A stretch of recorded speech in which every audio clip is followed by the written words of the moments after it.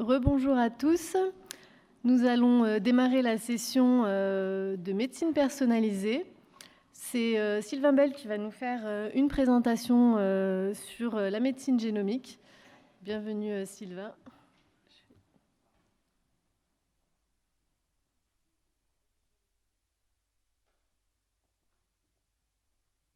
Bonjour, merci pour cette invitation, merci aux membres du Cancéropole Clara.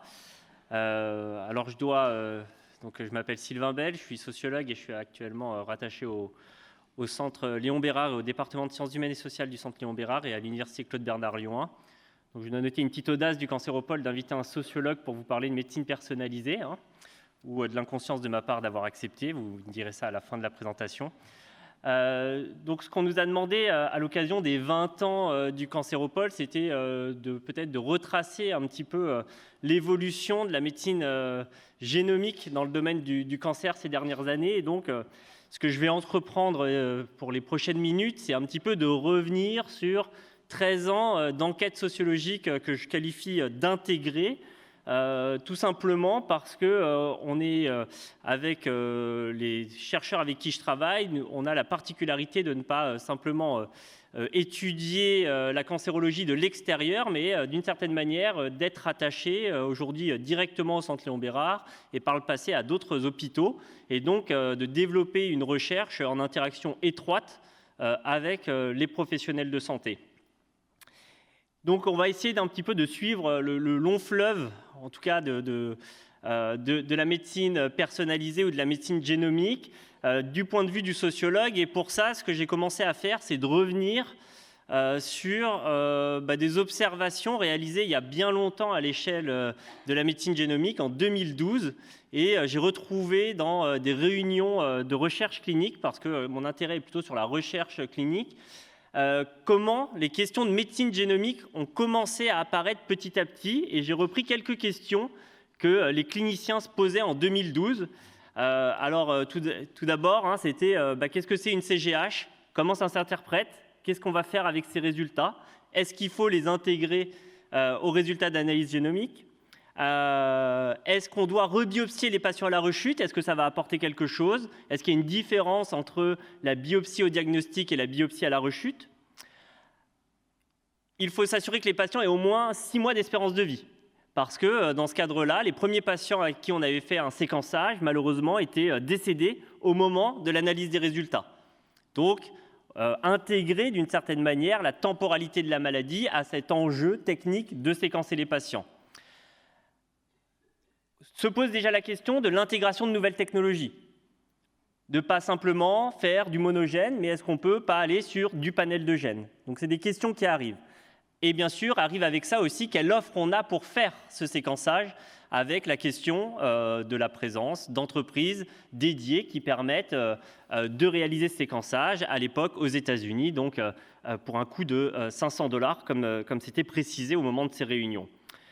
Et aussi, dès 2012, va se poser très vite la question de où est-ce qu'on va parler de ces questions, d'analyser et d'interpréter ces résultats de séquençage, avec cette idée, cette nécessité à un moment donné d'avoir des temps dédiés à l'interprétation des résultats d'analyse génomique et de ne pas simplement le faire en parallèle de l'activité de recherche quotidienne. Alors, quelques éléments de contexte de tout ce que je vais vous raconter. Tout d'abord, c'est un renouvellement ces dernières années de la promesse autour du cancer et de lutte contre le cancer, avec un passage qu'on pourrait dire avec un objectif de guérison du cancer dans les années 70, qui avait été notamment formulé par Richard Nixon, à cette idée qu'il faut cette fois-ci non pas guérir, parce que peut-être que cette guérison n'est pas possible dans tous les cas, mais qu'il faut accélérer la recherche, au sens où il faut faire plus de recherche et il faut le faire plus tôt, et on va voir à quoi correspond ce plus tôt. Et donc on voit que cette notion d'accélérer est reprise par des groupes professionnels, et je vous ai mis ici l'exemple d'Accelerate, qui est un groupe d'oncopédiatres, une réunion qui a lieu tous les ans, qui vise à dynamiser la recherche dans le domaine de l'oncopédiatrie. Alors, encadrant les choses ainsi, d'une certaine manière, l'enjeu autour de la lutte contre le cancer devient un enjeu technologique et industriel, et qui se personnifie avec l'arrivée de nouvelles technologies qui vont pouvoir redynamiser ces innovations en cancérologie. Alors c'est bien sûr l'arrivée du séquençage, mais aussi le développement plus récent des outils d'édition de l'ADN qui vont permettre d'une certaine manière de diversifier les approches thérapeutiques qui ont été présentées largement ce matin dans les présentations, avec notamment les thérapies ciblées, mais pas que, les immunothérapies et l'épigénétique. Associé à ces transformations technologiques, bien entendu, pareil, je vais rapidement parce que ça a été largement évoqué ce matin, il y a aussi des transformations épistémiques. Et je vous ai remis ici un petit peu des slides que j'ai récupérés d'un médecin qui présentait l'évolution entre 1980 et 2000 de la connaissance de la biologie du cancer, de la cellule et du cancer. Donc on voit déjà une évolution très importante, mais on voit que à partir de 2020, on dépasse même cette réflexion proprement liée à la biologie de la cellule, et on dépasse la cellule, et donc on est à une approche du génome et au-delà du génome, ce qu'on a vu aussi ce matin. Donc une complexification majeure dans une temporalité relativement courte par rapport aux transformations qu'on voyait ce matin, des grandes transformations qui ont eu lieu tous les demi-siècles. Pour autant, malgré ce contexte, le constat est fait par certains qu'il y aurait une crise de l'innovation avec cette difficulté de passer ce que peut-être vous connaissez bien, ce qu'on appelle la vallée de la mort entre la recherche fondamentale et le lit du patient. Et vous voyez ici que à gauche, la cancérologie se présente. Alors, je suis désolé, on m'a demandé de faire un travail d'archéologie, donc je sors des très vieux papiers. On voit que la cancérologie se situe dans le peloton de queue des domaines qui arrivent à aller jusqu'au lit du patient. Et donc cette situation, cette crise de l'innovation, elle peut se caractériser par ce que j'appelle l'iceberg thérapeutique en cancérologie, qui est une situation où on a un déséquilibre majeur entre, d'un côté, les traitements autorisés actuellement pour lutter contre le cancer, et de l'autre, le nombre de molécules en cours de développement. Et au-delà de cet iceberg, ce qui est aussi important à considérer, c'est que ce nombre de molécules en développement, il y a 10-11 ans, on l'estimait à plutôt 500. Et donc, on voit que cette diversification technologique, cette arrivée de nouvelles perspectives thérapeutiques, c'est associé à l'arrivée d'un certain nombre de nouvelles molécules de manière assez massive, mais qui ne se traduisent pas forcément massivement par un passage vers la clinique standard.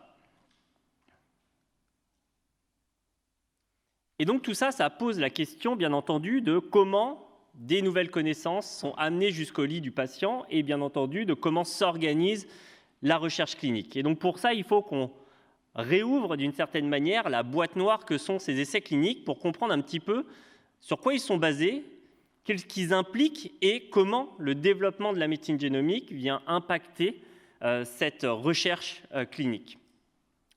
Le premier point, en tant que sociologue, c'est de regarder, bien entendu, l'histoire qu'il y a derrière le développement de ce modèle de recherche clinique et de rappeler que ce qu'on connaît actuellement est issu d'une assez longue histoire, comme vous pouvez le voir, qui débute quasiment, on va dire, au XVIIIe siècle avec le début de l'utilisation de corps humains pour produire des connaissances et des premières réflexions pour savoir à partir de quel corps déjà on a le droit de produire des connaissances, le corps de personnes malades, le corps de condamnés à l'époque, et comment, à partir de ces corps, le corps des médecins également. On est à une époque où les chercheurs, médecins vont se prendre comme les propres cobayes pour prouver que leurs techniques sont supérieures aux autres.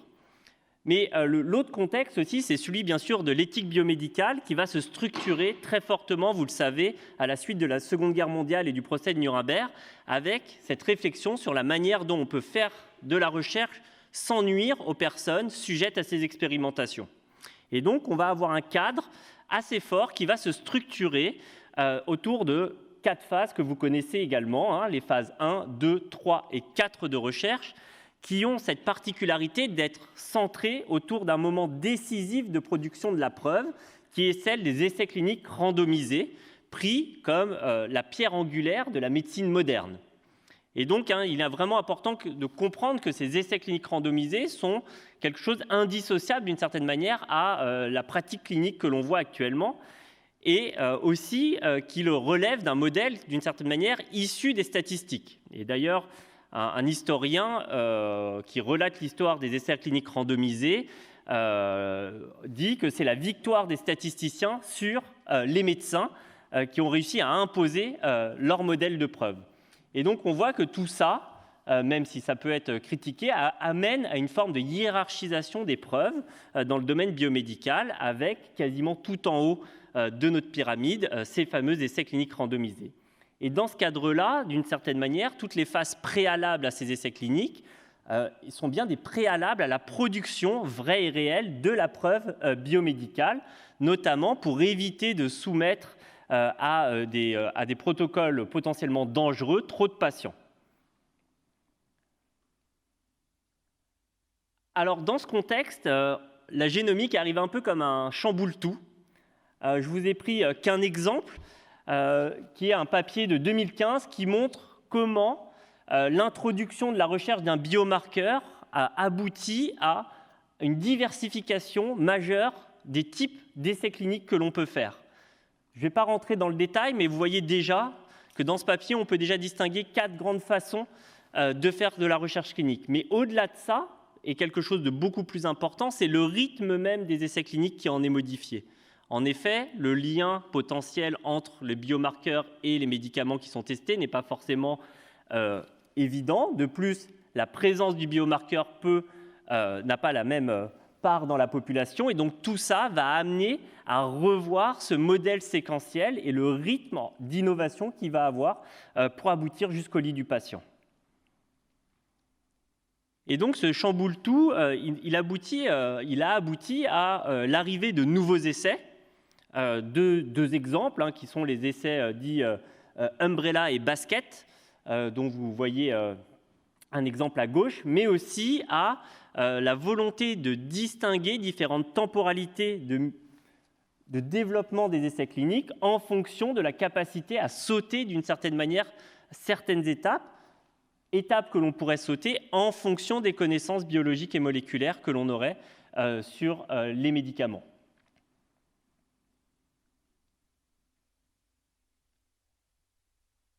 Mais tout ça pose un certain nombre d'enjeux. Je vais essayer d'en dessiner quelques-uns dans le temps qui me reste. Tout d'abord, parce qu'on aboutit à une situation paradoxale aux yeux de certains observateurs, qui est une recherche qui ne s'arrêterait pas. J'ai entendu le terme « never-ending trial », en disant qu'on se retrouve dans des situations où, d'une certaine manière, le processus de recherche s'alimente à l'infini, sans jamais aboutir à des résultats stables sur lesquels on pourrait s'appuyer pour aller notamment dans des démarches d'approuver les médicaments ou au contraire les retirer même d'une dynamique de recherche.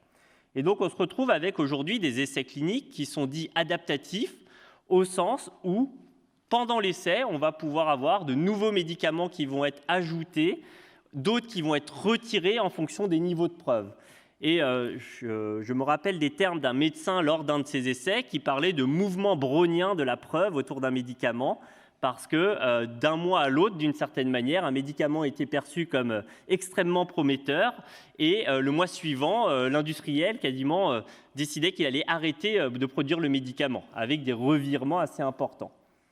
Tout ça se fait dans un contexte où ce processus linéaire est loin d'être linéaire autour d'une molécule. Et on se retrouve avec des molécules qui sont prises dans plusieurs dizaines, voire plusieurs centaines d'essais cliniques en parallèle. Et donc, on est dans cette situation où on n'est pas du tout dans une molécule qui arrive à la première étape de recherche, qui, si elle fait ses preuves, va à la deuxième, ainsi de suite, ainsi de suite. On a au final des espaces expérimentaux parallèles qui se multiplient au fur et à mesure.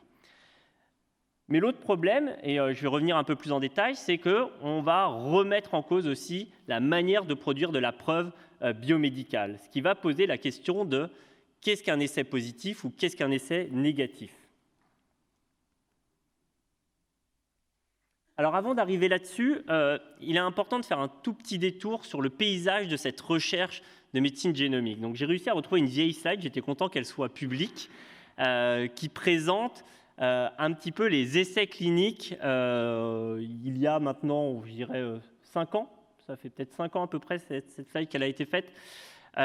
Et vous voyez qu'il y a une part importante de projets de recherche académiques.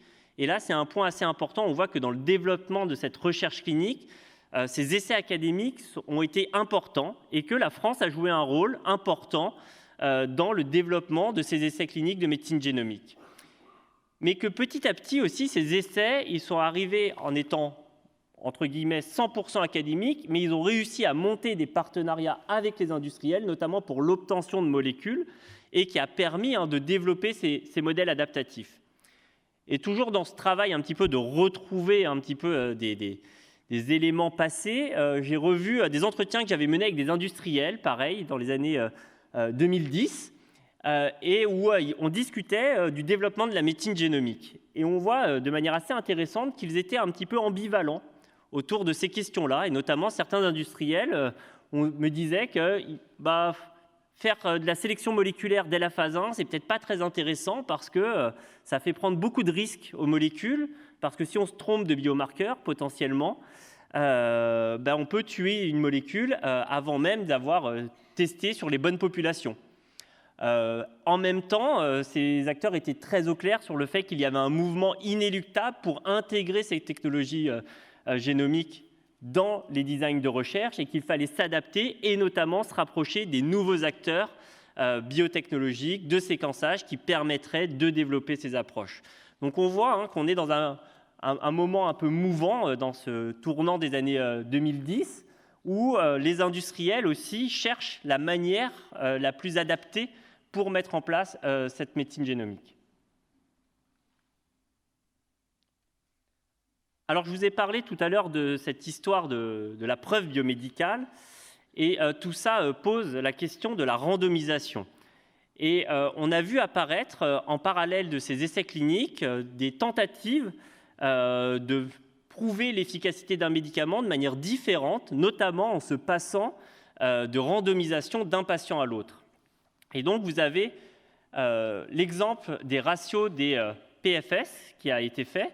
L'idée étant de partir de l'histoire d'une certaine manière naturelle de la maladie qui voudrait qu'un traitement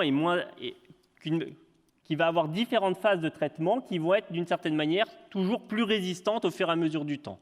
Et donc on va pouvoir évaluer auprès d'un même patient l'efficacité du traitement si on voit que le PFS est la case C, si le deuxième traitement permet de stabiliser la maladie plus longtemps que le traitement précédent. Et donc on voit qu'ici, on fait une hypothèse sur l'histoire naturelle du cancer. Et que cette hypothèse, elle permet d'une certaine manière de revoir la manière même dont on produit de la preuve biomédicale. Et ça pose beaucoup d'enjeux d'un point de vue statistique, parce que bien entendu, la question c'est, est-ce que cette évolution naturelle se présente tout le temps comme ça? Sinon, chez quelle part de patients elle se présente sous cette forme-là, et combien de patients il va falloir pour aboutir à cette preuve dans ces essais. Et donc ça, c'était intéressant de voir que lorsque je suivais ces essais de médecine génomique, ces questions étaient débattues d'une certaine manière au fur et à mesure du déroulé de l'essai.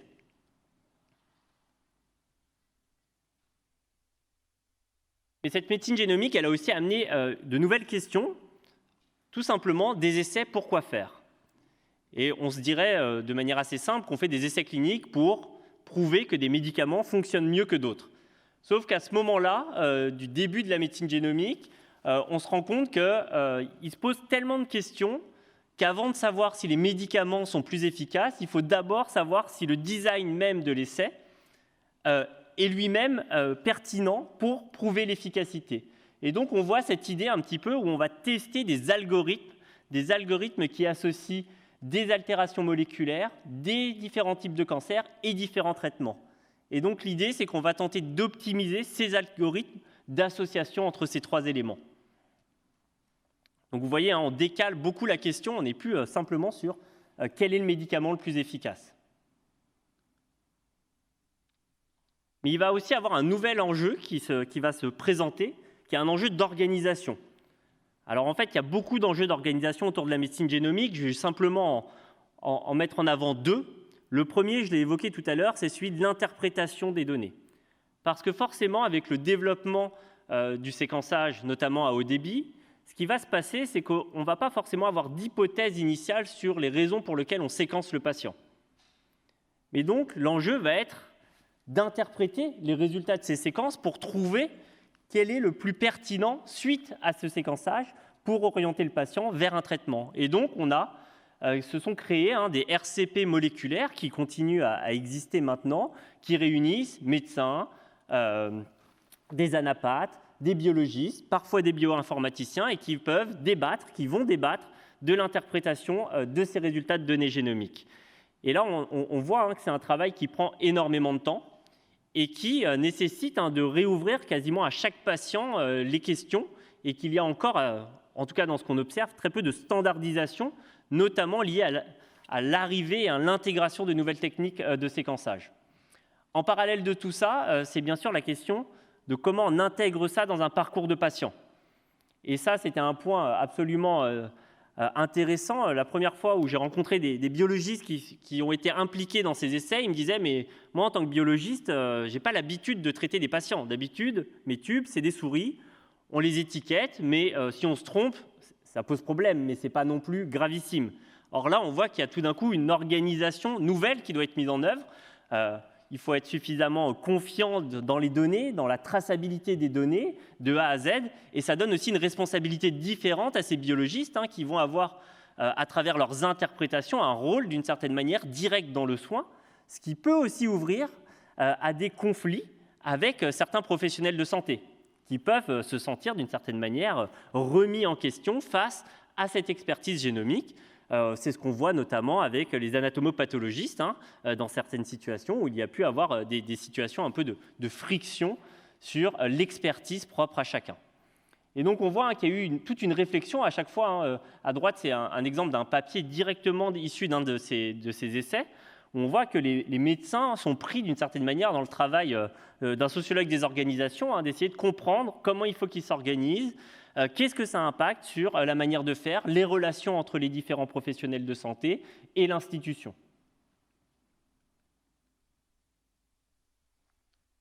Pour terminer, avançons un petit peu dans le temps avec ce qu'on pourrait considérer comme l'arrivée de la médecine génomique en clinique avec, en 2016, vous voyez en bas, Manuel Valls en tant que Premier ministre qui a lancé le plan France Médecine Génomique 2025, plan qui nous propose rien de moins que de vivre, nous promet de vivre la révolution de la médecine génomique. Et ce plan, il est intéressant parce que s'il s'agit d'un plan de soins, au sens où potentiellement il s'adresse à tous les patients atteints de cancer en fonction d'un certain nombre de préindications. Je vous ai pris ici un exemple qui est directement sur le site du plan France Médecine Génomique, et on voit que ce qui est mis en avant, c'est que l'intérêt de passer par ce séquençage haut débit n'est pas d'accéder à des traitements standards, mais bien d'accéder à de la recherche clinique. Et donc, on voit ici quelque chose qui est un petit peu particulier dans le paysage actuel de la santé, où on a un dispositif officiellement de soins dont l'intérêt, d'une certaine manière, a principalement du sens dans l'association avec un certain nombre de projets d'essais cliniques qui sont disponibles localement.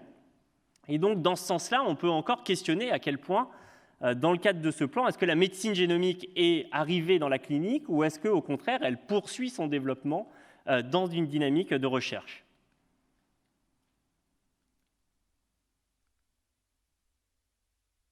Et donc tout ça, ça nous invite à mettre en avant ce qu'on va appeler des formes de dépendance au sentier.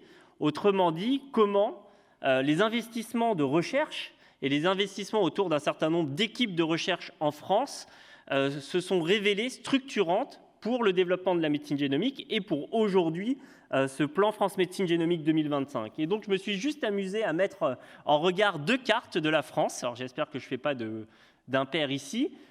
À gauche, vous avez la carte des centres labellisés phase précoce par l'Institut national du cancer. Et à droite, vous avez la carte des RCP moléculaires du plan France Médecine Génomique pour la préindication cancer réfractaire.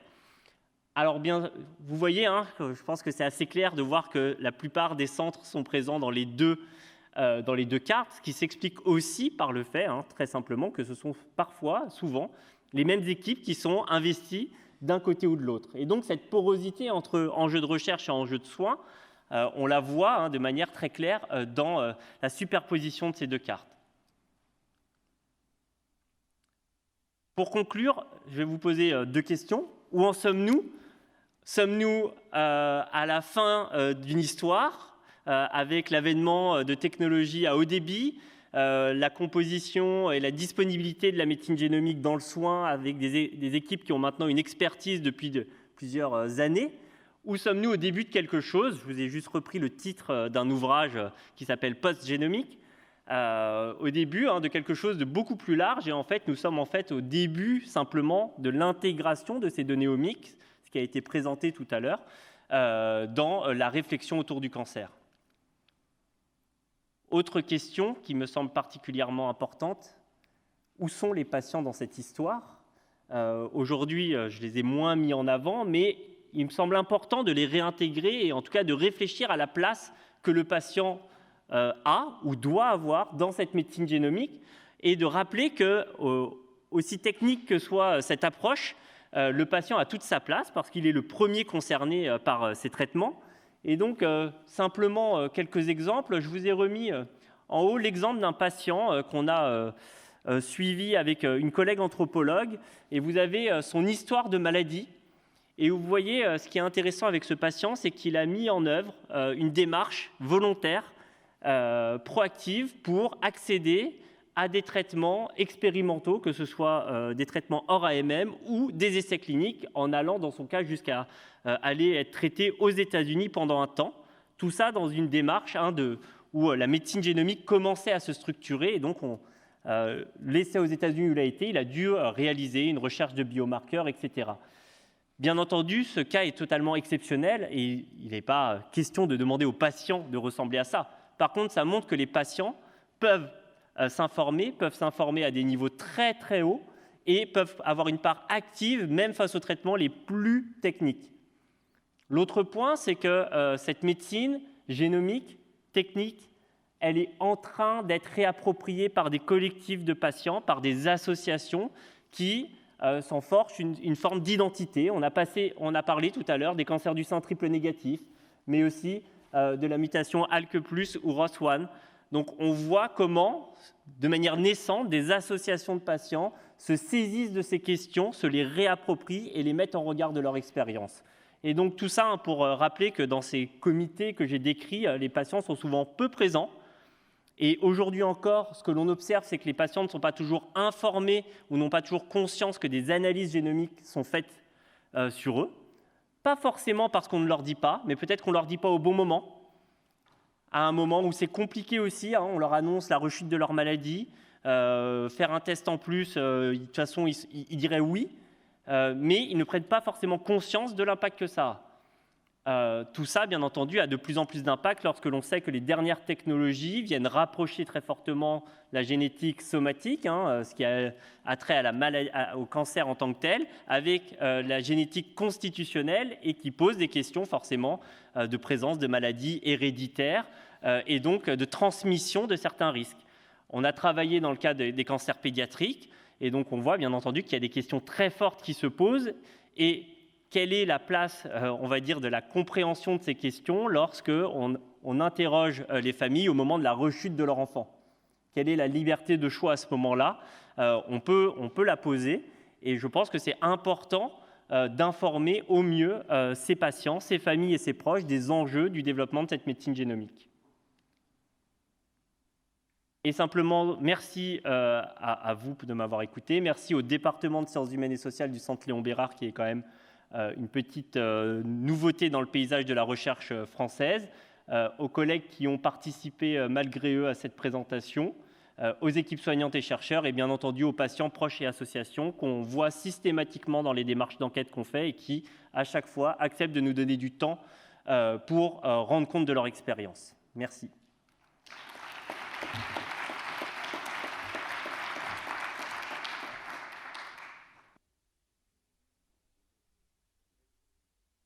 On va passer à la session de présentation des jeunes chercheurs avec Lucie Arnaud du laboratoire AIMOS de Clermont-Ferrand qui va nous présenter ses travaux de recherche.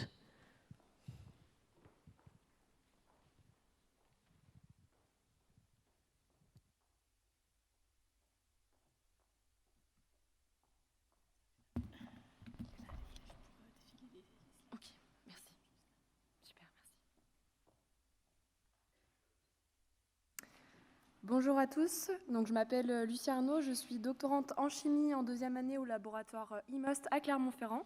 Et aujourd'hui, je vais vous présenter mon sujet de thèse qui s'intitule « Développement d'analogues radiohalogénés de l'olutasidenib spécifiques de MIDH1 pour l'imagerie TEP ou TAMP des tumeurs solides ». Donc, je vais commencer par vous introduire le contexte de ce sujet. Donc, les isocitrates déshydrogénases, abrégées IDH, sont des enzymes impliquées dans le cycle de Krebs. Donc, au niveau de la catalyse de la conversion de l'isocitrate en alpha-cétoglutarate. Les deux isoenzymes IDH1 et IDH2...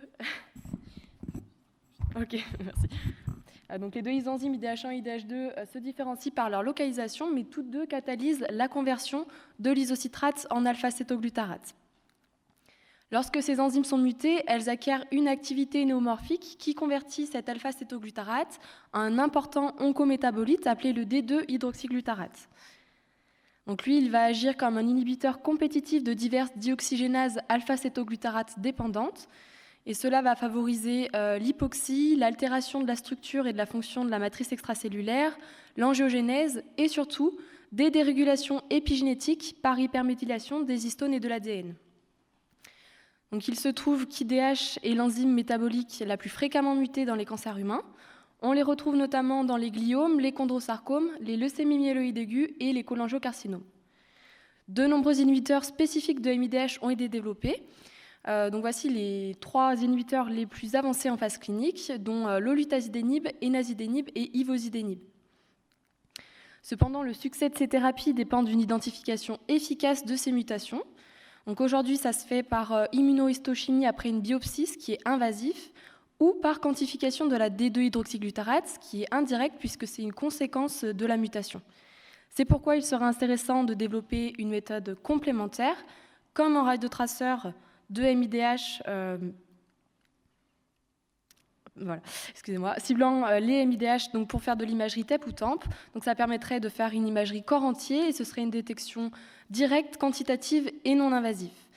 Donc ça nous permettrait d'évaluer le statut MIDH lorsque les biopsies ne sont pas possibles, sélectionner les patients éligibles à ces nouvelles thérapies anti-MIDH et le suivi du traitement et l'identification efficace, l'identification précoce de ces récidives serait également possible. Donc pour développer notre radiotraceur, nous nous sommes basés sur l'olutasidenib, que nous avons marqué avec de l'iode 125 ou du fluor 18. Donc nous avons choisi l'olutasidenib en raison de sa forte affinité et sélectivité pour MIDH1, également car il présentait une bonne pénétration de la barrière hémato-encéphalique. Donc pour développer notre radiotraceur, la première étape a été la synthèse d'analogues fluorés ou iodés froids. Donc pour l'instant, nous en avons synthétisé 14 et aujourd'hui, je vais vous présenter les plus intéressants, les analogues en position 6, comme vous pouvez le voir ici. Donc, ils ont été synthétisés à partir des anilines correspondantes et lors de l'étape de méthylation, on a obtenu un mélange de 2 diastéréisomères qui ont été séparés par colonne chromatographique. Puis la synthèse a été poursuivie séparément avec les 2 diastéréisomères, ce qui nous a permis d'obtenir les composés finaux et leur énantiomère R-méthyle avec d'excellents excès énantiomériques qui ont été déterminés par chromatographie chirale. Donc, dans un second temps, ces composés ont été évalués pour leur potentiel inhibiteur envers les MIDH1. Donc, ils ont des propriétés similaires à celles de l'olutasidenib, avec des IC50 de l'ordre du nanomolaire pour MIDH1, et ils présentent également une bonne sélectivité pour MIDH1 comparée aux IDH de type sauvage. Notons que les énantiomères R-méthyle ont, eux, une inhibition 30 fois plus faible. Donc, en raison de leur excellente propriété, les radiotraceurs correspondants ont été synthétisés à partir d'un précurseur stannane commun. Donc, le iodé a été obtenu par radioiodo-déstanylation électrophile avec une conversion radiochimique élevée et le fluoré par radiofluoration médiée par le cuivre avec cette fois une conversion radiochimique plus modérée de 18,6% malgré de nombreuses optimisations. Donc cela a été dû car notre précurseur stannane interagissait avec notre catalyseur au cuivre. Mais après purification, les 2 radiotraceurs ont été obtenus avec d'excellentes activités molaires et pureté radiochimique, ce qui nous a permis d'étudier leur stabilité qui a été validée dans tous les milieux testés, à savoir l'éthanol, le PBS, les solutions salines, mais surtout le sérum de souris à 37 degrés. Donc pour conclure, les analogues iodés et fluorés de l'olutasidenib ont conservé une bonne affinité et sélectivité pour AMIDH1. Les radiotraceurs correspondants ont été synthétisés avec succès et leur excellente stabilité permet de planifier des évaluations in vitro et in vivo dans des modèles de gliome et de chondrosarcome afin d'évaluer leur potentiel pour la visualisation de AMIDH1 par TEP ou par TAMP. Je vous remercie pour votre attention et je remercie également le CLARA pour m'avoir donné l'opportunité de présenter ces travaux.